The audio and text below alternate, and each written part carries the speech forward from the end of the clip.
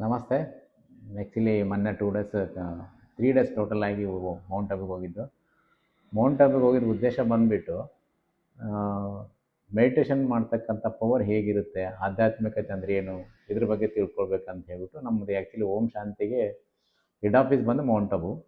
ಅಲ್ಲಿಂದನೇ ಇಲ್ಲೆಲ್ಲ ನಮಗೆ ಗೈಡ್ಲೈನ್ಸ್ ಎಲ್ಲ ಇರುತ್ತೆ, ಇದ್ರ ಬಗ್ಗೆ ಇರುತ್ತೆ. ಸೊ ಹಾಗಾಗ್ಬಿಟ್ಟು ಹೋಗಿದ್ವಿ. ಸೊ ಇದೊಂಥರ ವಂಡರ್ಫುಲ್ ಪ್ಲೇಸ್ ಅಂತಲೇ ಹೇಳ್ಬೋದು. ಆಧ್ಯಾತ್ಮಿಕತೆ ತವರು ಅಂದರೆ ಏನು ತಪ್ಪಾಗಲಾರ್ದು.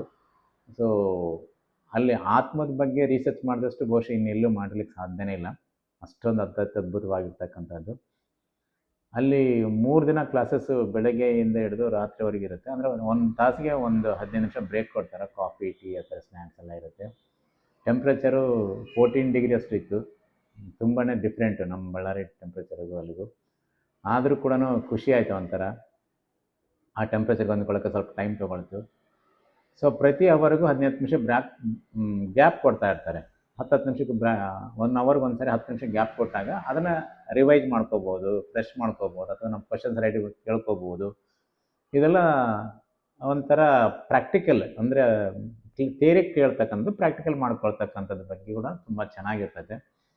ಸೊ ಇದರಿಂದ ಏನು ನಾನು ಕಲ್ತಿದ್ದಂದರೆ ಸತ್ಯತೆ, ಪ್ರಾಮಾಣಿಕತೆ, ಪವಿತ್ರತೆ ಮತ್ತು ಮೈಂಡ್ ಈಸ್ ಈಕ್ವಲ್ ಟು ಮನಿ ಅಂಥೇಳಿ ಈ ಒಂದು 4 ಸಬ್ಜೆಕ್ಟ್ಗಳ ಬಗ್ಗೆ ಪ್ರತಿದಿನ ಒಬ್ಬೊಬ್ಬರು ಬಂದು ಒಂದೊಂದರ ಬಗ್ಗೆ ಹೇಳ್ತಾ ಇರ್ತಾರೆ. ಅಂದರೆ ಎಲ್ಲ ಸಾಧಕರು ಆ ಸಾಧನೆ ಏನು ಮಾಡಿರ್ತಾರೆ ಅದನ್ನ ಬಗ್ಗೆ ಹೇಳ್ತಾ ಹೋಗ್ತಿದ್ರು. ಭಾಳ ಡಿಫ್ರೆಂಟ್ ಖುಷಿ ಅನ್ನಿಸ್ತಾ ಇತ್ತು.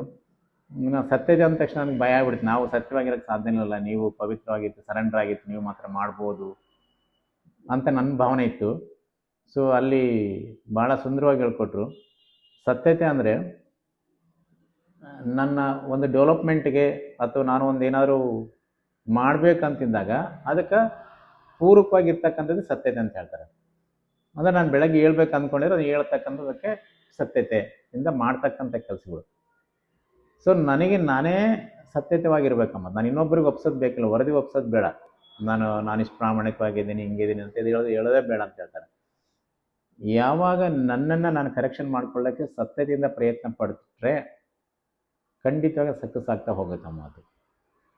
ಸೊ ಅವ್ರು ಹೇಳ್ತಾರೆ ಸ್ವ ಉನ್ನತಿಯಿಂದನೇ ವಿಶ್ವ ಪರಿವರ್ತನೆ ಅಂತ ಹೇಳ್ತಾರೆ. ಈ ಸ್ವ ಪರಿವರ್ತನೆ ಅಂದರೆ ವಿಶ್ವ ಪರಿವರ್ತನೆ ಆಗುತ್ತೆ. ಅದೇ ಥರ ಸ್ವಯಂಗೋಸ್ಕರನೇ ಸತ್ಯತೆಯಿಂದ ಇರಬೇಕಂತ ಹೇಳ್ತಾರೆ. ನಾನು ಪ್ರತಿಯೊಂದು ಕೆಲಸಕ್ಕೂ ನಾನು ಏನು ಮಾಡಬೇಕು ಅಂದ್ಕೊಂಡು ಯಾರಿಗೋಸ್ಕರ ಮಾಡ್ತೀನಿ. ಈಗ ನಾವು ಮೌಂಟ್ ಆಬುಗೆ ಹೋಗಿದ್ವಿ, ಯಾರಿಗೋಸ್ಕರ ಹೋಗಿವಿ? ನನಗೋಸ್ಕರ ನಾವು ಹೋಗಿರೋದಲ್ವ, ನಾನು ಬೇರೆಯವ್ರಿಗೋಸ್ಕರ ಹೋಗಿಲ್ಲ. ಸೊ ನನಗೋಸ್ಕರ ನಾನು ಬಂದಾಗ ಏನು ಮಾಡಬೇಕು? ಸತ್ಯತೆಯಿಂದ 7 ದಿನ ಕಲಿತಕ್ಕಂಥದ್ದನ್ನು ಪ್ರಯತ್ನ ಪಡಬೇಕು. ಸೊ ಎಲ್ಲವೂ ಒಂದೇ ದಿನಕ್ಕೆ ಬರುತ್ತಾ? ಸಾಧ್ಯನೇ ಇಲ್ಲ. ಸೊ ಪ್ರತಿ ಹಂತವಾಗಿ ಕಲಿಯೋದಕ್ಕೆ ಸತ್ಯತೆ ಅಂತ ಹೇಳ್ತಾರೆ ಅಮ್ಮಕ್ಕೆ. ಸೊ ಆಮೇಲೆ ಬೇರೆಯವ್ರ ಜೊತೆಗೂ ಸತ್ಯತೆಯಿಂದ ಇರೋದಕ್ಕೆ ಪ್ರಯತ್ನ ಮಾಡಿ ಅಂತ ಹೇಳ್ತಾ ಇದ್ರು ಅವರು. ಸೊ ಅದು ಒಂದಾಯಿತು. ಪ್ರಾಮಾಣಿಕ ಅಂತ ಏನಂದ್ರೆ ವರ್ಡ್ ಹೇಳ್ತಾರೆ. ಪ್ರಾಮಾಣಿಕವಾಗಿ ಅಂದರೆ ನನಗೆ ಪ್ರಾಮಾಣಿಕವಾಗಿರ್ತಕ್ಕಂಥದ್ದು. ಸೊ ನಾನು ಮಾಡ್ಬೇಕು ಅಂದ್ಕೊಂಡು ಕೆಲಸ ಮಾಡೋಕ್ಕಾಗಿಲ್ಲ ಅಂದರೆ ಅದನ್ನು ಕರೆಕ್ಟಾಗಿ ಹೇಳ್ಕೋಬೇಕು. ನಾನು ಮಾಡೋಕ್ಕಾಗಿಲ್ಲ ಸರ್, ನಾಳೆ ಮಾಡಿಕೊಡ್ತೀನಿ ಅದನ್ನ ವಿಷಯನ ನಿಮ್ಮದು ಅಂತೇಳ್ಬಿಟ್ಟು ಒಪ್ಕೊಳ್ಳತಕ್ಕದ್ದು. ಅಂದರೆ ಆಗಿಲ್ಲ ಅಂದರೆ ಆಗಿಲ್ಲ, ನನ್ನ ಕಡೆಯಿಂದ ತಪ್ಪಾಗಿದೆ, ನಾಳೆ ಮಾಡಿಕೊಡ್ತೀನಿ, ಸರಿ ಹೋಗುತ್ತೆ.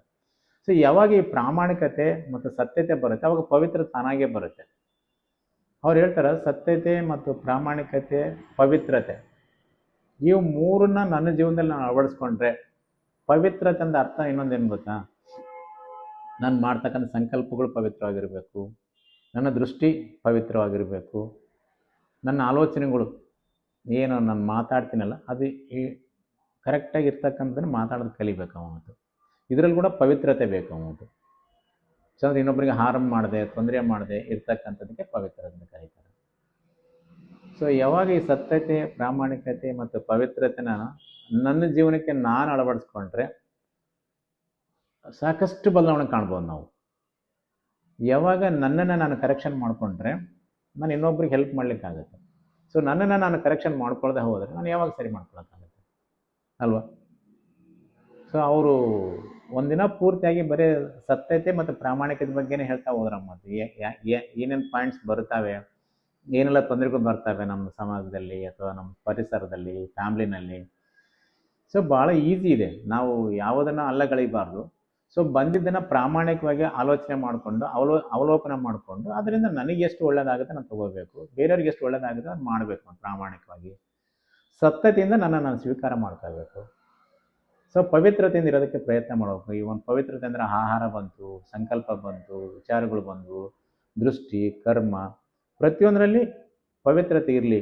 ಒಂದು ಸಮಾಜದ ಮುಖಿಯಾಗಿ ಆದರೂ ಇರಬೇಕು, ಇಲ್ಲ ಸ್ವ ಉನ್ನತಿಗೆ ಅದಕ್ಕೋಸ್ಕರ ಇರಬೇಕು, ಇಲ್ಲ ವಿಶ್ವಕ್ಕೆ ನಿರ್ಮಾಣಕ್ಕಾದರೂ ಇರಬೇಕಮ್ಮ ಅದು. ಇದು ಹೆಂಗಿರುತ್ತೆ ಅಂದರೆ, ಬ್ಯಾಂಕಲ್ಲಿ ಅಮೌಂಟ್ ಡೆಪಾಸಿಟ್ ಮಾಡಿದ್ರೆ ಅದು ಬಡ್ಡಿ ಸಮೇತ ವಾಪಸ್ ಬರುತ್ತೆ. ನಾನು ಬೇರೆಯವ್ರಿಗೆ ಕೊಟ್ಟರೆ ಯಾವತ್ತಾರು ವಾಪಸ್ ಇಸ್ಕೋಬೋದು, ಅಥವಾ ನನ್ನಲ್ಲಿ ಇಟ್ಕೊಂಡ್ರೆ ನನಗೆ ಬೇಕಾದಾಗ ಖರ್ಚು ಮಾಡ್ಬೋದು. ಸೊ ಸಂಕಲ್ಪಗಳು ಹಂಗೆ ಮತ್ತು ನನ್ನ ಒಳ್ಳೇದಕ್ಕೆ ಬಯಸ್ಕೊಂಡು ನಾನು ಯಾವಾಗ ಬೇಕಾದ್ರೆ ಬಳಸ್ಕೋಬೋದು. ವಿಶ್ವಕ್ಕೆ ಒಳ್ಳೇದಾಗ್ಲಂತ ನಾನು ಸಂಕಲ್ಪಗಳು ಮಾಡ್ತಾ ಹೋದ್ರೆ ಅದರಿಂದ ನನಗೆ ಬಡ್ಡಿ ಸಮೇತ ವಾಪಸ್ ಬರುತ್ತಲ್ಲ ಬ್ಯಾಂಕಲ್ಲಿ ದುಡ್ಡಿಟ್ಟರೆ. ಸೊ ಹಾಗೆ ನಾನು ಸಂಕಲ್ಪಗಳು ಕೂಡ ಒಳ್ಳೆ ವಿಚಾರಗಳು ಮಾಡ್ತಾ ಹೋದರೆ, ಸಮಾಜಮುಖಿಯಾಗಿ ಬೇರೆಯವ್ರ ಪರವಾಗಿ ಮಾಡ್ತಾ ಹೋದರೆ ಅದು ಖಂಡಿತವಾಗಿ ಒಳ್ಳೆ ರಿಟರ್ನ್ಸ್ ಆಗಿ ಬರುತ್ತೆ ಮತ್ತು ಇದು ಒಂದು ಇಂಪಾರ್ಟೆಂಟು. ಸೊ ಹಾಗೆ ಮೈಂಡು ಪವರ್ ಬಗ್ಗೆ ನಾಳೆ ಮತ್ತೆ ಸವಿಸ್ತರವಾಗಿ ಹೇಳ್ತೀನಿ ಅದ್ರ ಬಗ್ಗೆ. So thank you. ಓಂ ಶಾಂತಿ.